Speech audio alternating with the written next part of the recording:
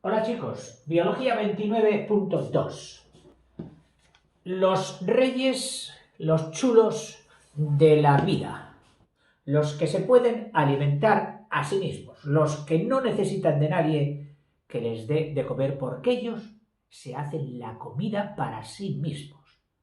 Estos son los seres auto, que significa a sí mismos, trofos, alimentación, los autótrofos.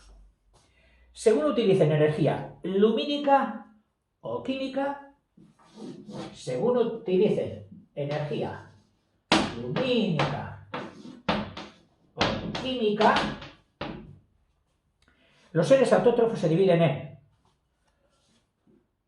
fotosintéticos, que es una palabra que hace alusión a su procedencia, a la foto que es la luz,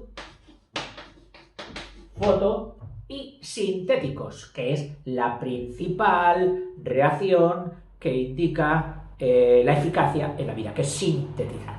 Pasar de sustancias simples a sustancias complejas, de partes unidas hacia un todo de mayor complejidad. Fotosintéticos. Sintéticos o sintéticas. Y los otros, como no lo hacen con luz, no serán foto, lo hacen con química, pues serán los quimiosintéticos. Los quimiosintéticos. Empezamos por los fotosintéticos y me he quedado ya sin media pizarra. Por eso que te voy a resumir esta palabra, que tú sabes ya cuál es, la fotosintéticos, y te la voy a poner incluso aquí debajo. Si utilizan energía lumínica, son los fotosintéticos. Y ahora tengo mucha más pizarra. Son organismos que emplean la energía solar, porque hemos dicho que si es de luz, al final de todas las búsquedas, vayas por donde vayas a parar, te encuentras al sol. ¿Qué energía? La energía solar para transformar moléculas sencillas, ya lo hemos dicho, como el anhídrido carbónico, en moléculas orgánicas más complicadas mediante un mecanismo que es, no puede llamarse de otra manera, ese mecanismo se ha de llamar síntesis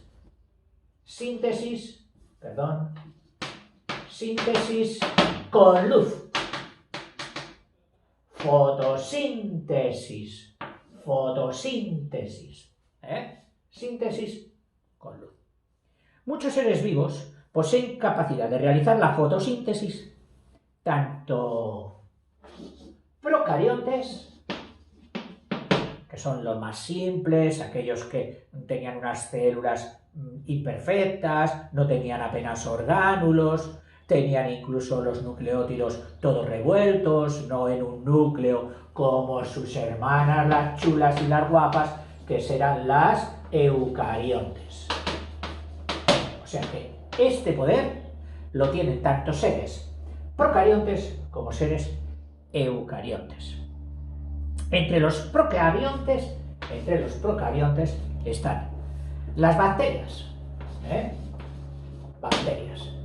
que son bacterias llamadas lógicamente por hacer la fotosíntesis, pues les han puesto el mejor apellido que pueden tener: bacterias fotosintéticas.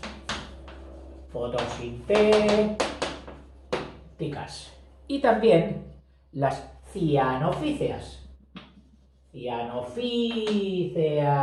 que eran aquellas que aludía el prefijo ciano a su coloración azul verdosa. Procariontes. Seres muy simples, pero que ya son capaces de más que nosotros. Nosotros no podemos hacer nuestro alimento, ellas sí. Y gracias a ellas nosotros tendremos mucho alimento. Y los eucariontes fotosintéticos, comprenden a las superiores, las plantas verdes, desde nuestra lechuga hasta la secuoya, plantas verdes.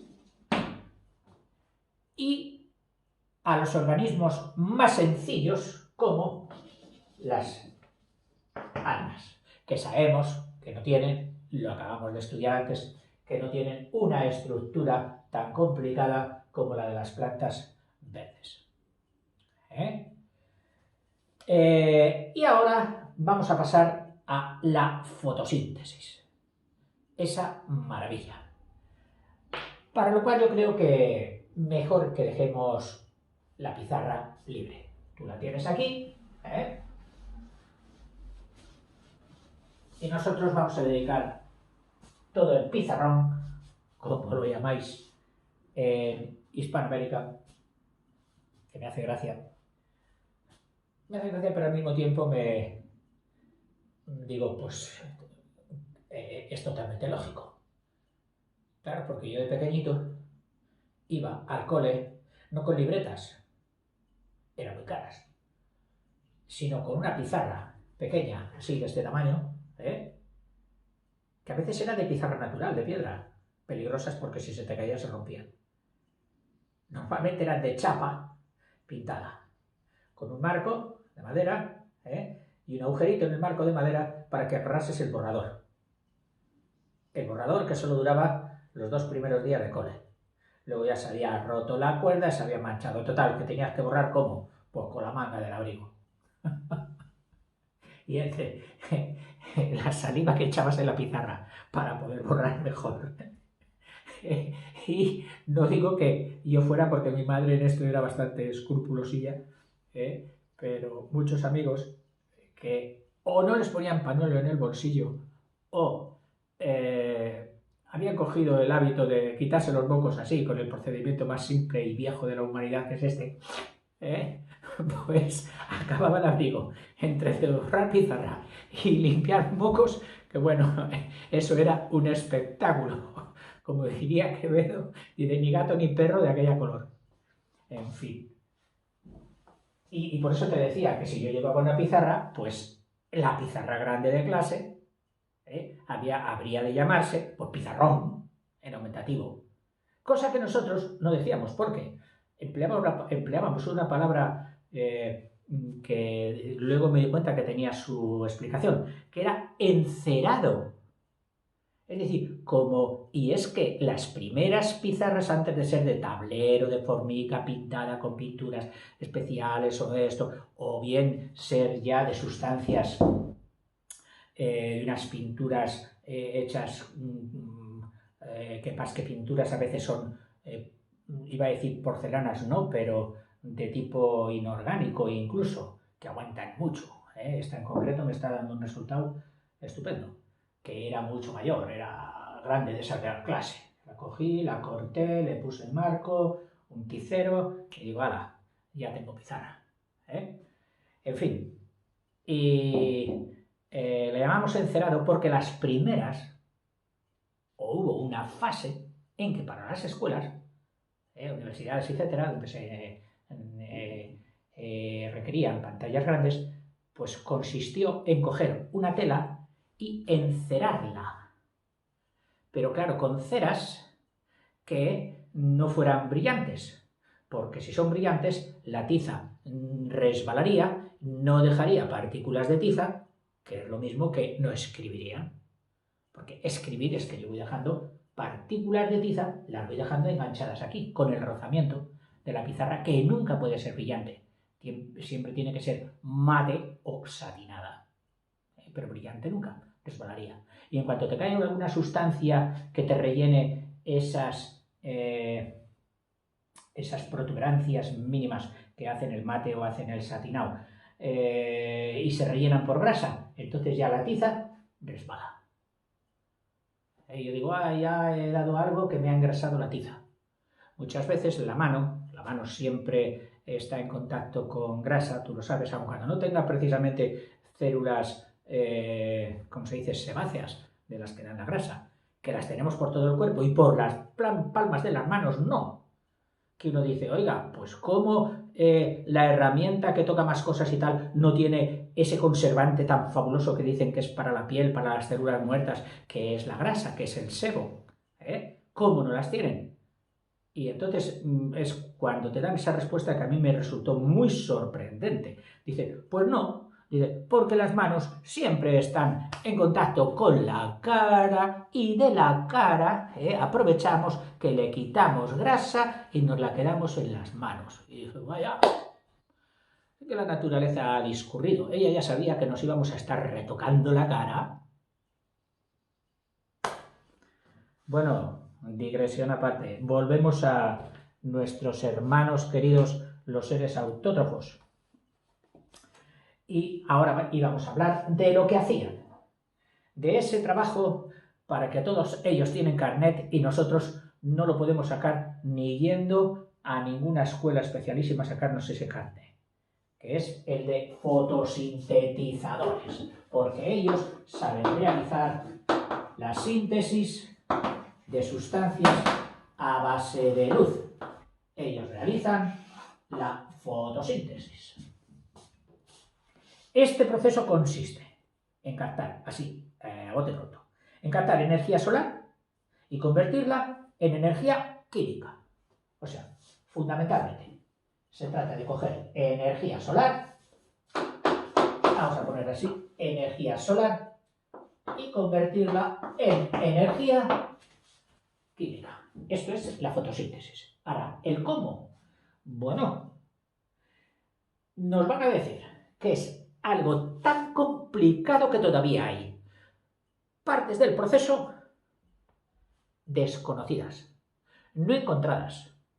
Ojalá, desde que estos profesores escribieron este buen libro, a mí me lo parece, haya habido otros investigadores que hayan dado con esos secretos. Fíjate que descubrir eso sería un avance enorme. Porque el descubrirlo es el primer paso para poder reproducirlo. Y seríamos capaces de sintetizar sustancias sin la ayuda de las plantas. Podríamos ir a otros planetas y ya no necesitaríamos contar con la ayuda de las plantas para organizarnos y hacernos el alimento. Lo habríamos descubierto nosotros y estaríamos haciéndolo. Bueno, dice, así como en un salto de agua, desde el pantano, su presa, este agua se conduce por tubos que muchas veces van por el interior de la presa y no precisamente desde arriba, pueden ir desde las zonas del suelo de la presa, pero claro, no muy abajo para que la colmatación que se produce siempre de deposiciones de barro, piedra, pudiesen tapar la entrada del agua. De aquí salen unos tubos muy fuertes, tienen que aguantar mucha presión por la altura, y aquí se organizan, o bien dentro de la misma presa o bien en instalaciones aparte, las turbinas que generen energía eléctrica y salgan a las torres de alta tensión que las lleven y las trasladen ahí. Bueno, dice así, como un salto de agua, que se llama salto de agua, aun cuando tú no veas el agua saltar. ¡Oh, yo sí que lo veo saltar! A ver, tú lo ves saltar en esta zona próxima allá al culmen de la presa, que se llama, una zona un poquito más baja, esa aparte, que se llama el sobradero.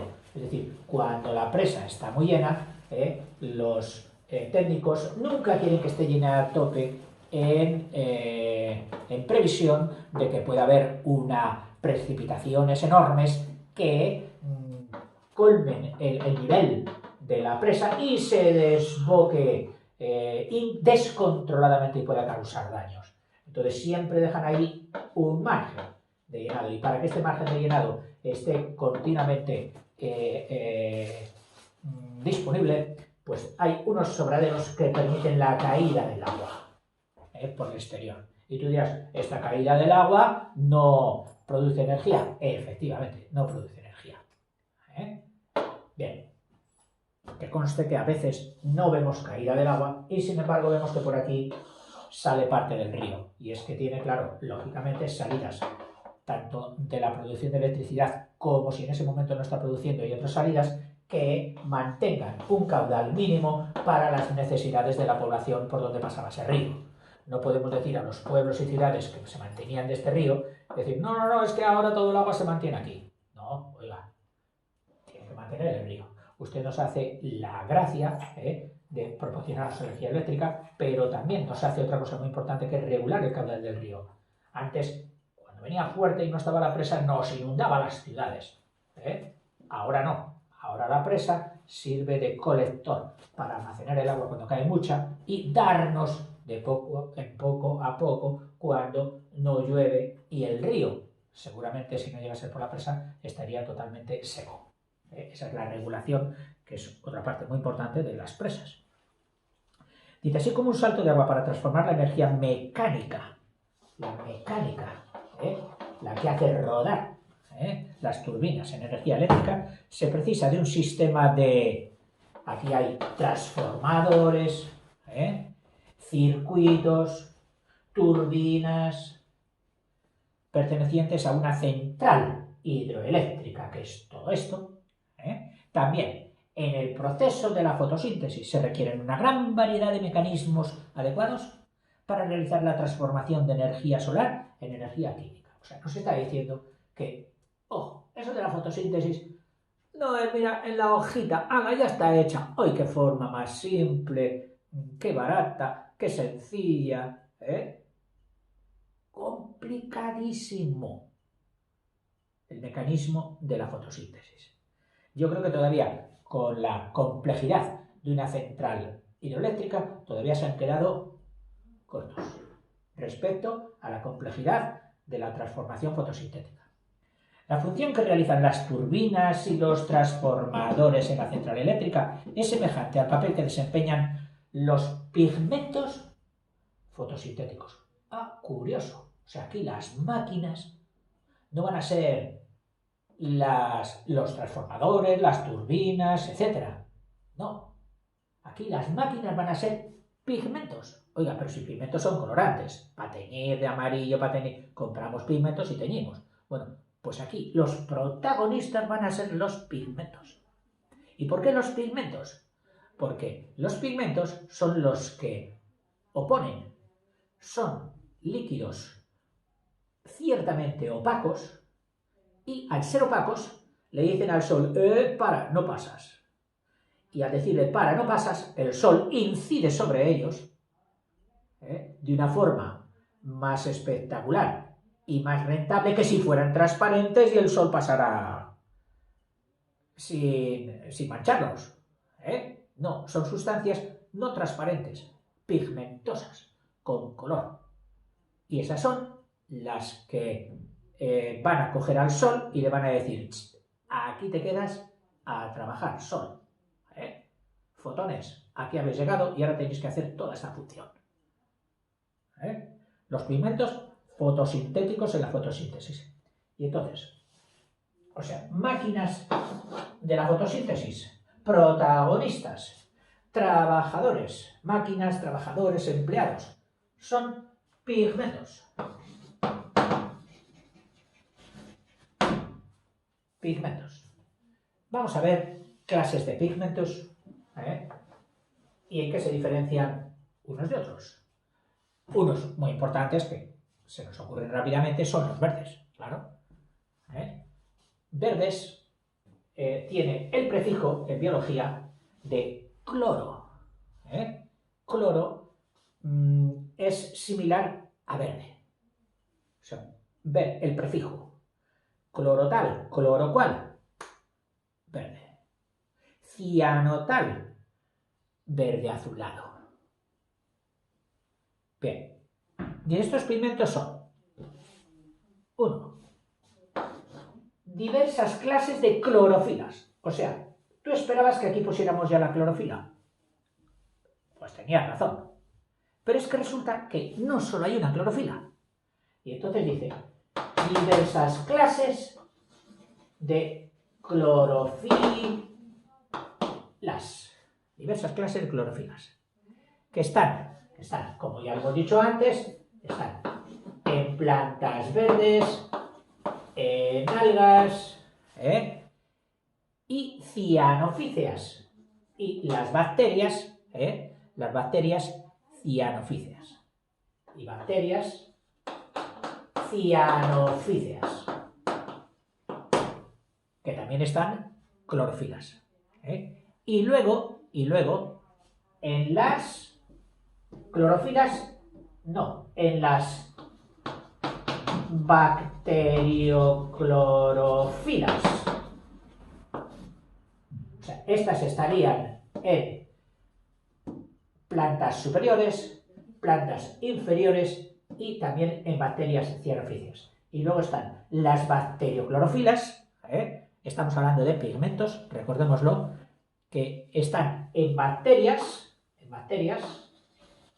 que hacen la fotosíntesis, es decir, bacterias fotosintéticas. Bien.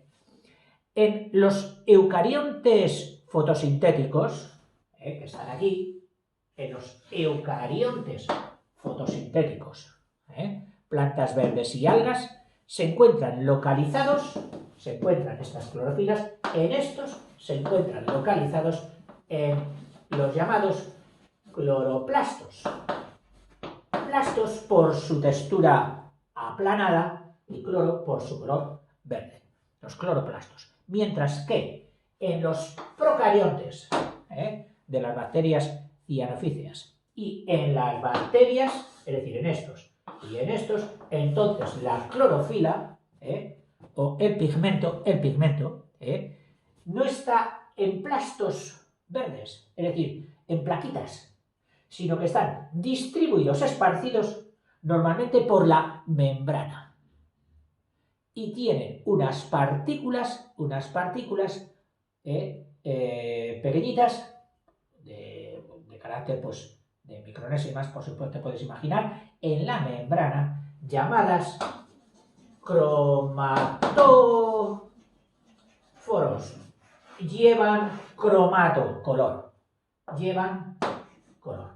Y suelen estar en las membranas. ¿De acuerdo? O sea, pigmentos. Las diversas clases de clorofilas que están en plantas superiores, en los eucariontes y en las bacterias cianofíceas. Y luego está, por otra parte, en las bacterioclorofilas, que tienen, que he puesto aquí, ahora estoy siendo la víctima de mi propia mala letra. Bacterias llamadas también fotosintéticas. Bacterioclorofilas, que están en las bacterias fotosintéticas. Este es el pigmento y la bacteria que lo contiene. ¿Dónde lo contiene? Pues lo mismo ellas que las bacterias cianofíceas lo mantienen esparcido por la membrana suya en unos cuerpecitos minúsculos que se llaman los cromatóforos. Estas diferencias, tanto en las distintas clases de pigmentos como en su localización, unas están en plastos y otras están en la membrana, no van a alterar el proceso fotossintético, que resultará fundamentalmente el mismo en todos los organismos. Oiga, ¿será diferente la fotosíntesis que haga las clorofilas que las bacterioclorofilas, la que se haga con los cloroplastos que la que se haga con los cromatóforos? No. La fotosíntesis va a ser la misma. Muchos de los mecanismos íntimos de este proceso no han sido todavía desvelados debido a su complejidad. Pero el desarrollo de nuevas técnicas de experimentación, por ejemplo, el uso de isótopos radioactivos, le damos a la plantita para que coma, en vez de darle un CO2 con el carbono 12, le damos, por ejemplo, un CO2 hecho con el carbono 14, que sabes tú que es radioactivo. Entonces, cuando ella vaya cogiendo este carbono y lo vaya utilizando para hacer glucosa y lo vaya utilizando para hacer esto, para hacer lo otro, podremos seguir el rastreo del carbono 14 por donde ha ido y adivinar el sendero. Ese sendero que se metía por cuevas profundas y no sabíamos por dónde pasaba. Pues ahora, con el rastro del carbono 14, del radioactivo, podremos ir descubriéndolo. Bueno, este es un truco, esta es una estrategia, pero los científicos tienen otras también. Dice, ha permitido conocer muchos de sus pasos. Y entonces, dice, los hechos, como decíamos, incontestables de la fotosíntesis son estos pasos que te voy a dar aquí, es decir, como los más importantes. Realícese donde se realice y por quién se realice, toda fotosíntesis tiene estas constantes. Primero, hay incorporación, que sería lo mismo que entrada, aporte, es decir, en esa fábrica vemos que entran varias cosas. Se incorpora allí, ¿qué? Incorporación del CO2 y del agua en toda la fotosíntesis. 2. Que en la parte de la salida,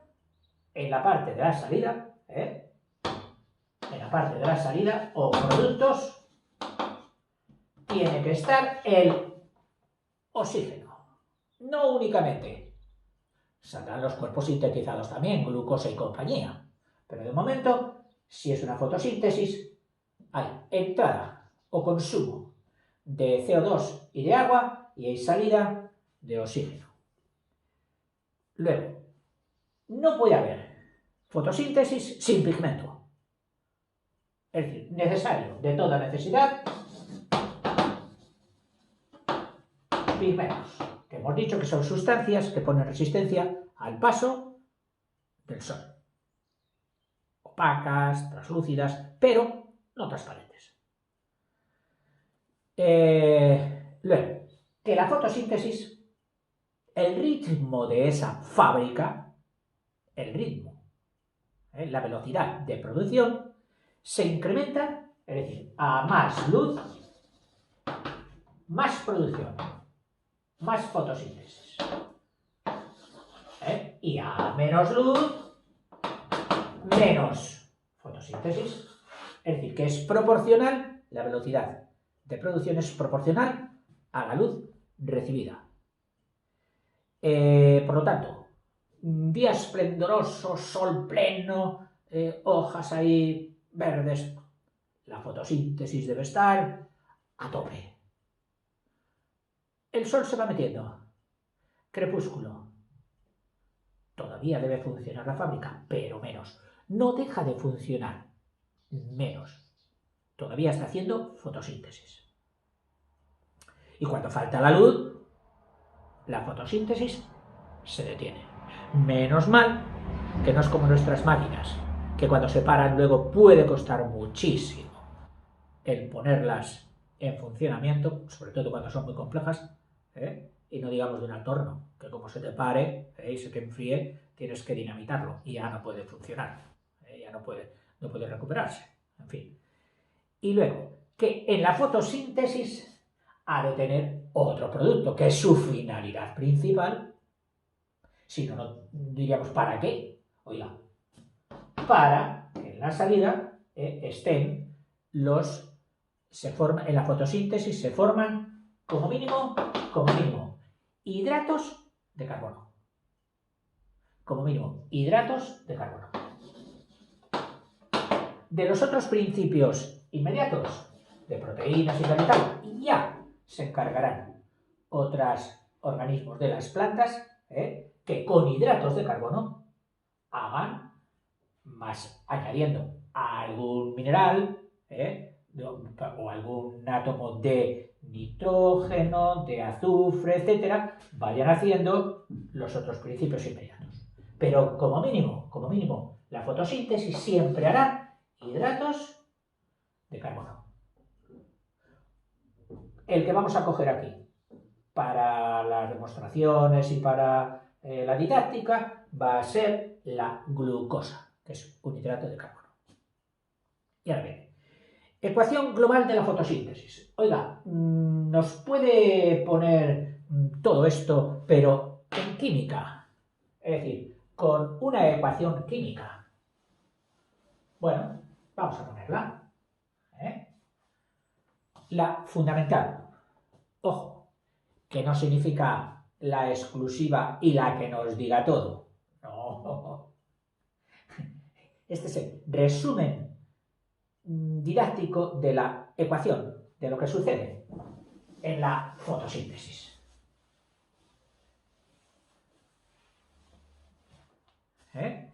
Y dice, la serie de reacciones que conducen a la síntesis de glucosa, o sea, vamos a coger como ejemplo de hidrato de carbono, la glucosa. Dice, a expensas del CO2 y del agua, empleando la energía solar, se puede resumir en la siguiente ecuación. 6 moléculas de dióxido de carbono más 6 moléculas de agua. Qué fácil se escribe, ¿verdad? Y todo lo que hay aquí en este más. De complicadísimo, pero bueno. Más energía aportada por el Sol, en concreto, de 6 moles de dióxido de carbono, más 6 moles de hidrógeno, que me he permitido calcularte la cantidad de masa, de materia que hay ahí en gramos. Ahora te la diré, pero primero escribimos la fórmula. Bueno, pues a esto aporta el Sol 686 kilocalorías o calorías grandes y se producirá como resultado de la fotosíntesis, se producirá una molécula de glucosa C6H12O6 más 6 moléculas de oxígeno, que como la molécula de oxígeno es biatómica, pues tiene que ser 6DO2. Por curiosidad, que es donde cogí la calculadora ayer y estuve diciendo, pues mira, como curiosidad,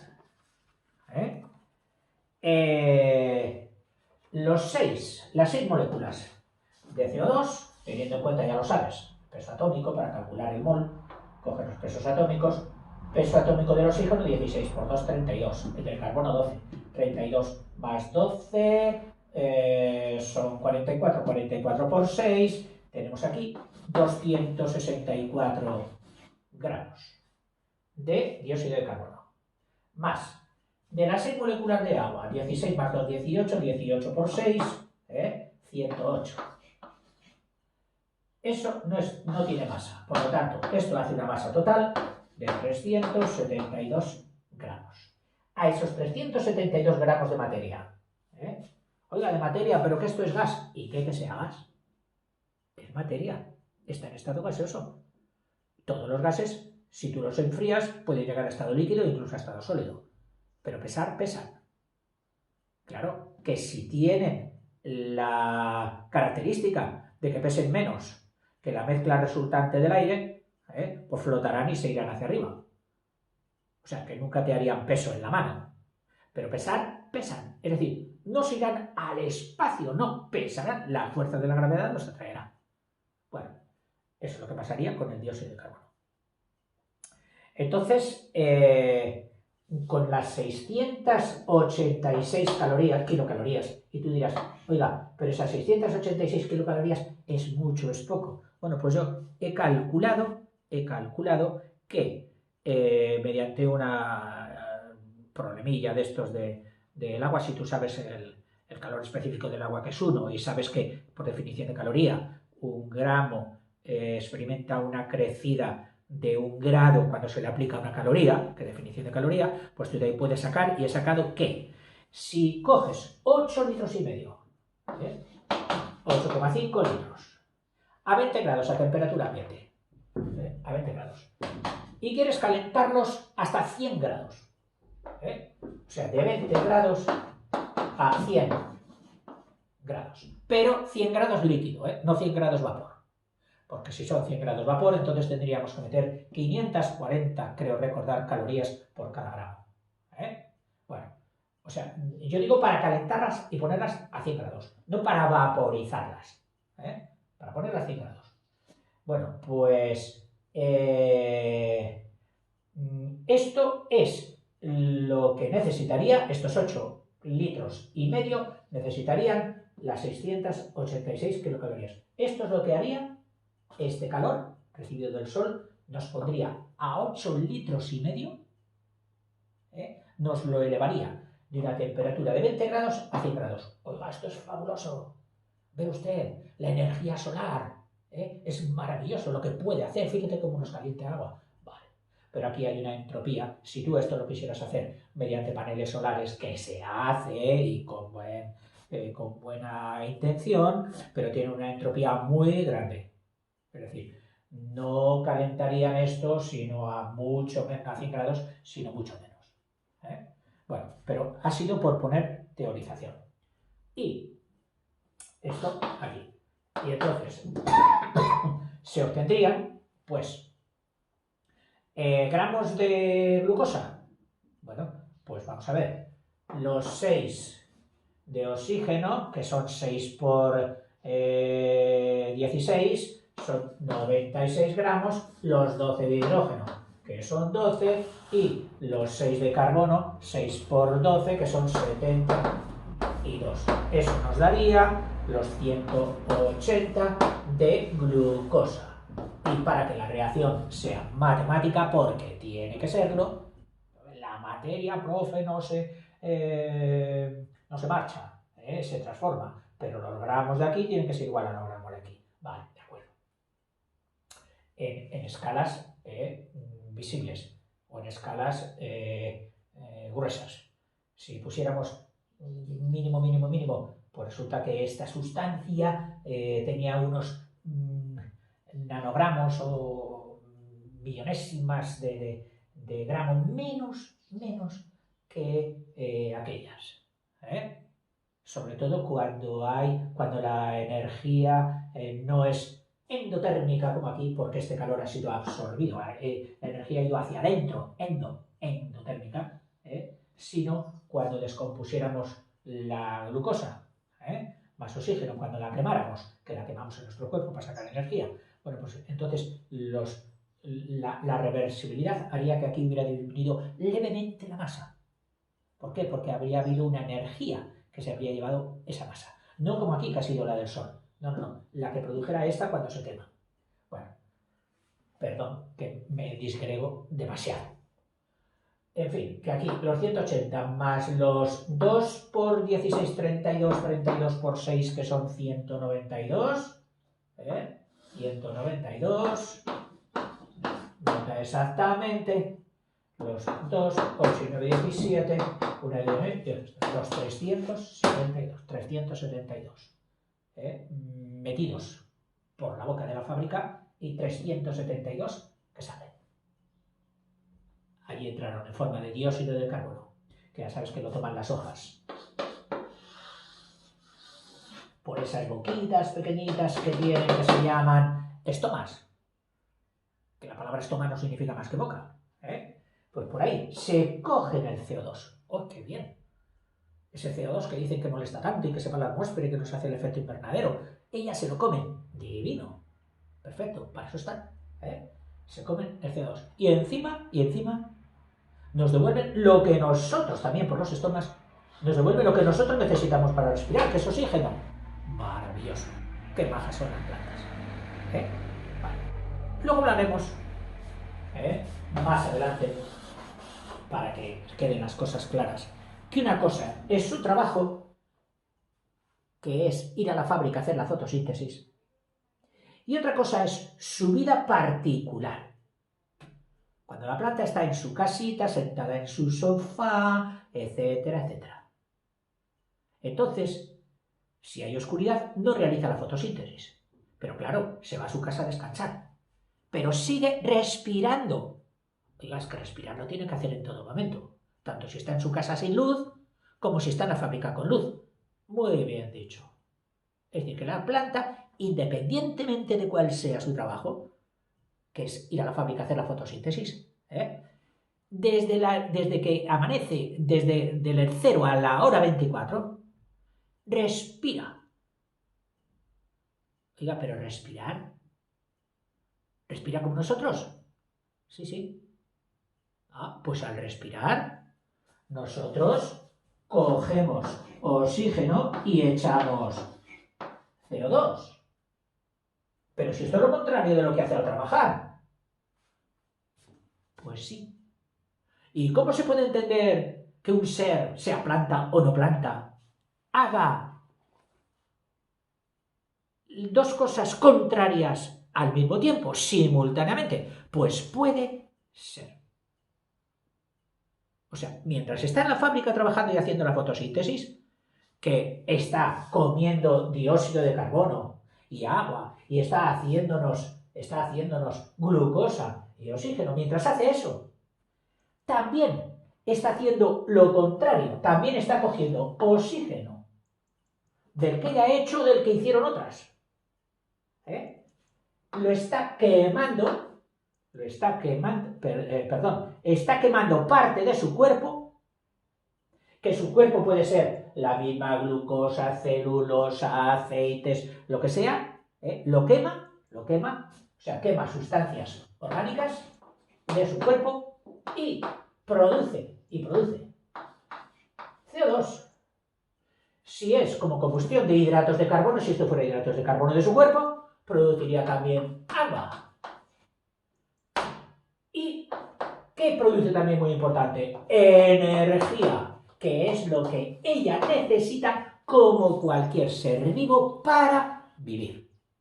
Sin energía iría al caos, ya lo hemos visto en el vídeo anterior, y eso no le va a pasar a la planta. Entonces la planta es muy inteligente.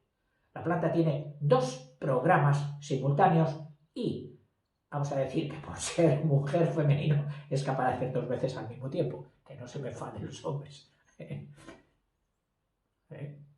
Si lo dicen, será verdad. Seguimos. Sin reticencias, que la planta, como buena fémina, es capaz de respirar y al mismo tiempo trabajar en la fotosíntesis. Aunque sus funciones, sus reacciones, sean claramente las contrarias. Oiga, pero por la noche entonces no deja de respirar. Puede estar dormida, pero no deja de respirar. Puede no hacer la fotosíntesis, pero no deja de respirar. Efectivamente. Por eso, si tú te metieras en una habitación cerrada completamente, sin intercambio de aire, y envuelto en plantas, es decir, rodeado de plantas que tuviesen gran cantidad de superficie, mucha vitalidad, y estuviesen respirando por la noche sin hacer la función clorofílica porque no tienen luz, pues te estarían comiendo parte del oxígeno que tú necesitas para respirar también. Y podría llegar a ser nocivo. Es decir, son tus competidoras en el consumo de oxígeno. Y acabarían enrareciéndote el aire y quizás produciéndote, pues, alguna anomalía, alguna cosa de riesgo. En fin.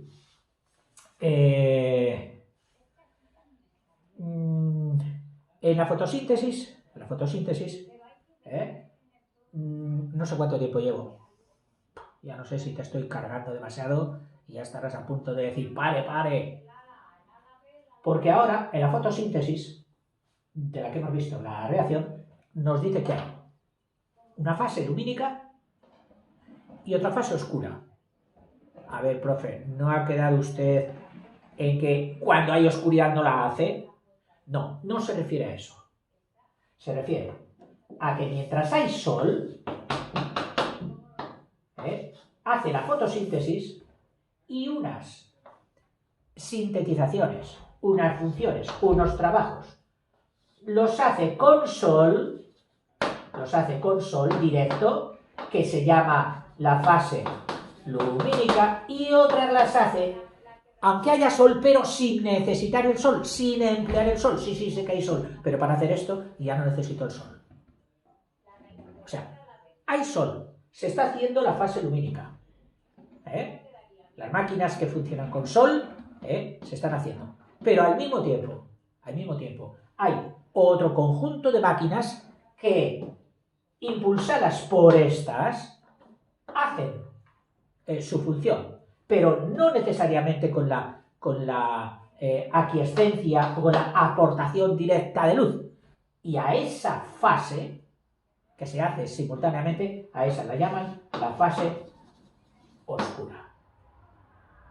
O sea, la fotosíntesis tendrá una fase lumínica y una fase oscura, que no es la de la noche, sino que se hace durante el día, mientras funciona la fase lumínica, pero sin aportación de fotones, de luz. Fase lumínica. Aquí se produce, es decir, en la fase lumínica, qué revuelto está esto, y sin embargo es importante.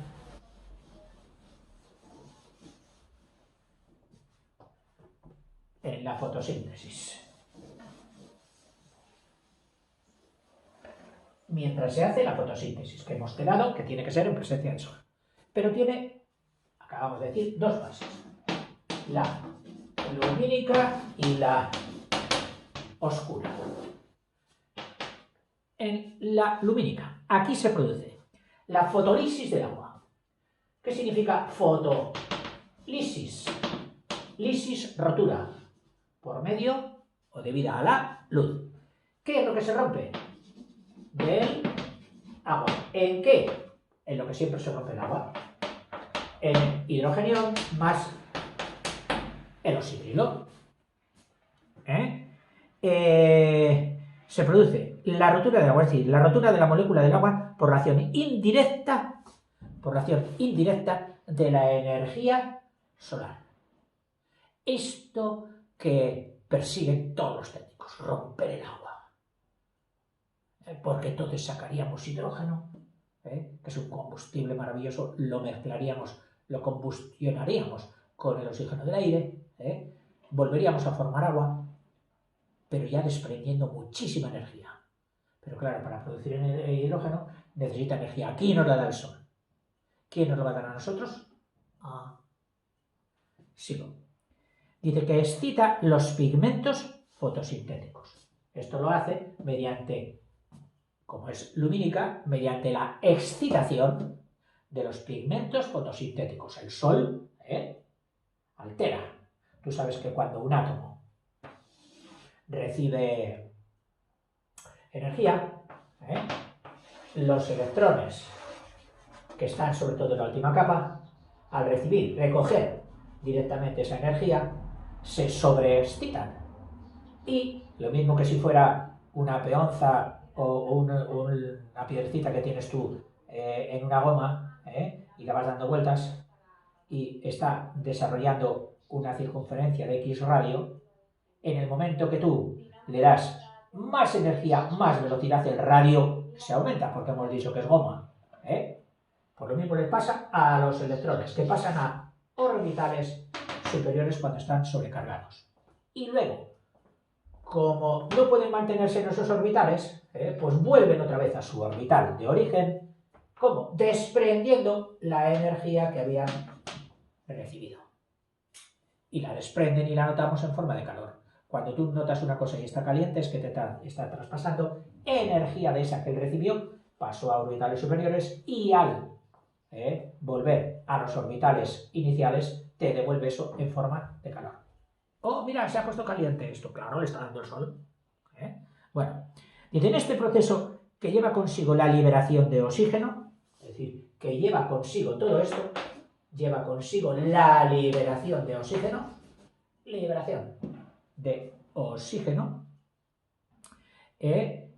se forman hidrogeniones, es decir, se forman sobre todo, se forman hidrogeniones que los habrá sacado tanto de aquí como de aquí, dejando al oxígeno primero en estado atómico, luego de dos en dos átomos se dan la manita, forman oxígeno molecular que sale.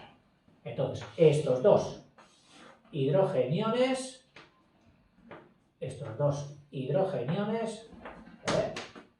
son los que produce la parte lumínica de la fotosíntesis, produce hidrogeniones y ATP y carga las pilas. las deja cargadas en forma de ATP. Claro, inicialmente tendría que haber estado allí el ADP y una molécula de fosfórico para poder sintetizar el ATP. Y esto lo hace ya en la parte lumínica de la fotosíntesis. Ejemplo, por ponerlo esto en forma matemática, en forma química, serían pues 6 moléculas de agua, por ejemplo, mediante aportación de luz y de los pigmentos,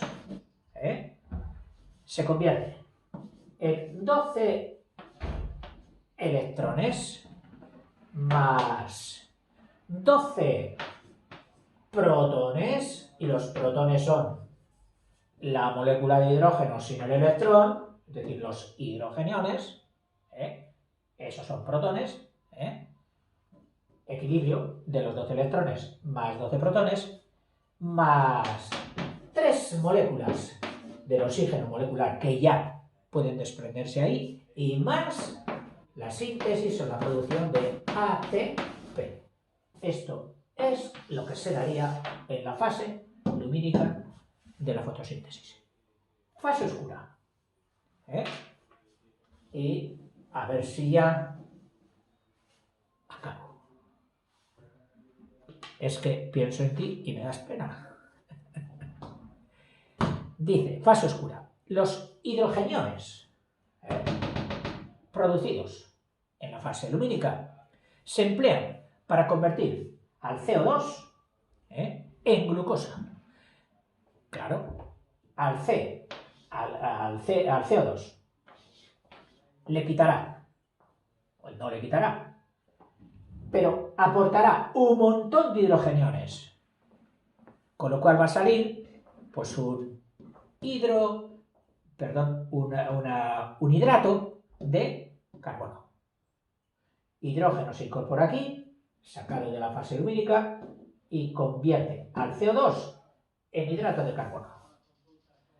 Mediante una serie de reacciones químicas que no nos las dice, nos las mete en un paquete, cierra bien ese paquete para que no fisguemos en el interior, no sea que nos perdamos dentro, y solo le ha puesto un rótulo, este paquete de reacciones complicadísimas, las llama el ciclo de Calvin.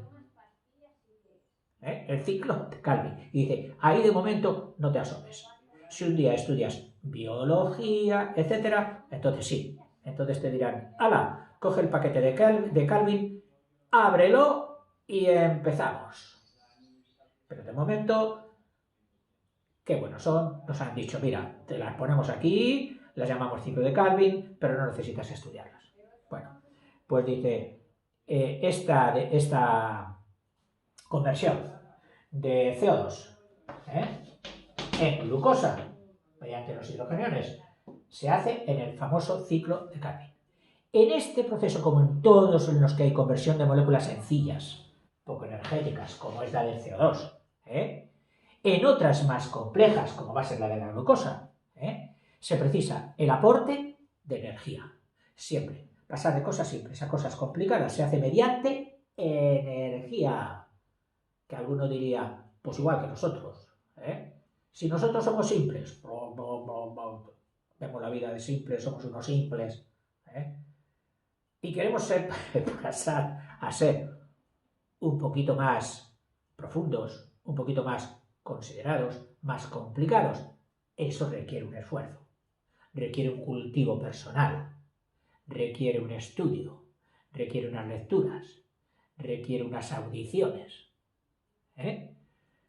requiere conversaciones con gente que sepa un poquito más que tú, y todo eso es la energía que nos vuelve de simples en complicados, pero bueno, complicados en el buen sentido, que en el mal sentido también sería penoso. ¿Cómo representar esta parte oscura? Pues bueno, así podríamos 6 moléculas de dióxido de carbono más los 12 hidrogeniones que se realizaron en la fase lumínica, más la pila que proporciona energía. Ahora ya no proporciona la energía al sol. Estamos en la fase oscura.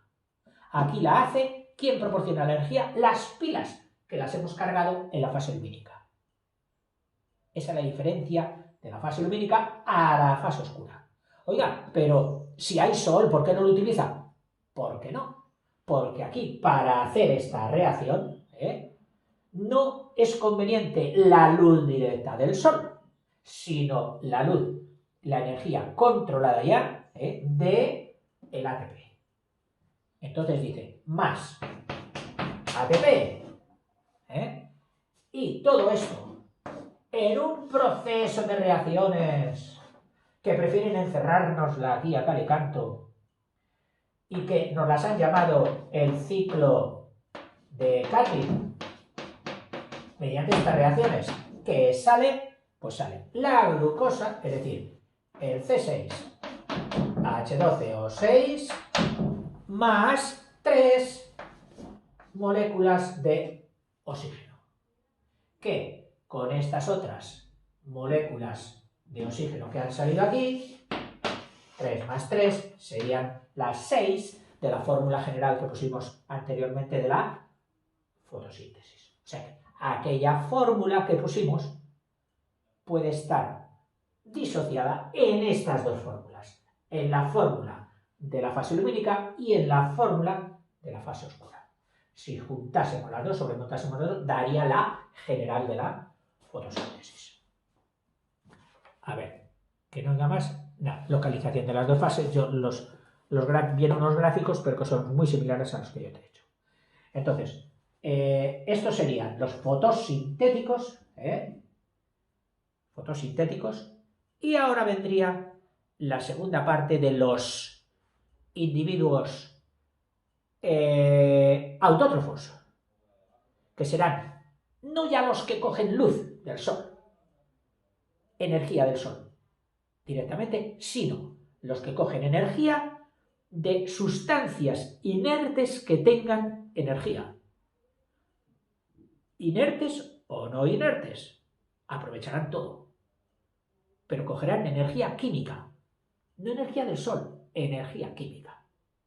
Bueno, pero piensa que a la larga o a la corta todo viene del sol, no del sol directamente, de ese astro, sino de la creación de la materia. El sol nos da energía de radiación,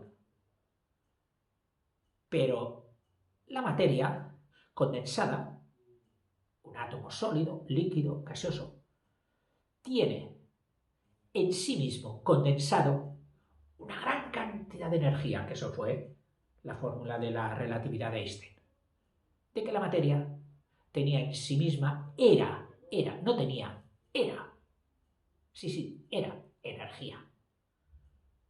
Entonces, cuando tú mires un trocito de tiza, puedes verlo como un insignificante tiza, o puedes verla como una ingente cantidad de energía condensada ahí.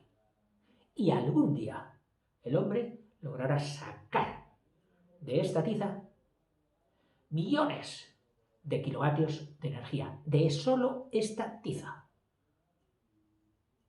Claro, habrá que hacer con esta tiza, meterla en tal sitio, en reactores, en esto, en lo otro, desterrar todo lo que sean riesgos y peligros, pero mediante el tratamiento nuclear de los átomos de esta tiza se pueden alimentar de energía cientos de ciudades. Bueno, pues parte de esa energía, no digo ya de la nuclear, de la que está metida en sus núcleos y en sus estructuras atómicas, sino en los enlaces de sus moléculas. Hay una molécula que está compuesta de átomos, en concreto de la tiza, átomos de calcio, átomos de oxígeno y átomos de hidrógeno. Bueno, pues si en esos enlaces hay energía, y tú eres capaz de romper esos enlaces y conseguir una reacción exotérmica que produzca calor, esa energía la pueden utilizar organismos autótrofos para sintetizar sustancias que otras con sol lo hacen y por eso las llamamos fotosintéticas. Y ellos la hacen con energía sacada de una reacción química y por eso les llamamos quimiosintéticas, que son las que vamos a ver en el siguiente vídeo. Hasta luego.